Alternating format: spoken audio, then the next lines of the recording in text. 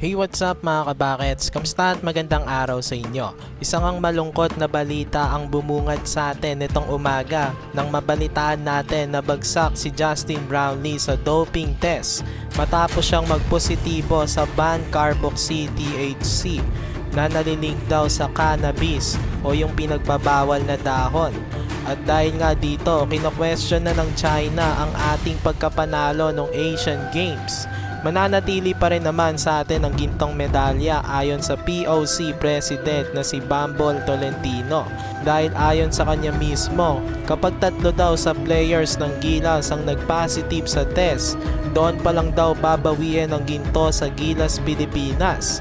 Pwede naman mag-apila si Brownlee dito. Kaya lang ang kanyang career talaga ay posibleng maapektuhan kapag mag-positive pa rin siya sa sample B. Mababan siya ng 2 years. Sa lahat yan, pati sa PBA at Gilas Pilipinas. Hindi nga napigilan ng mga kapwa Pinoy natin maglabas ng sama ng loob dito. May mga nagsasabi na hindi pa rin daw matanggap ng China ang kanilang mapait na pagkatalo sa Gilas. Dumako naman tayo sa isa pang balita natin. Sad news nga ulit ito dahil RR Pugoy ng TNT Tropang Giga out na daw sa buong Commissioner's Cup matapos ma-diagnose na may myocarditis. Ito daw ay isang bihirang sakit sa puso.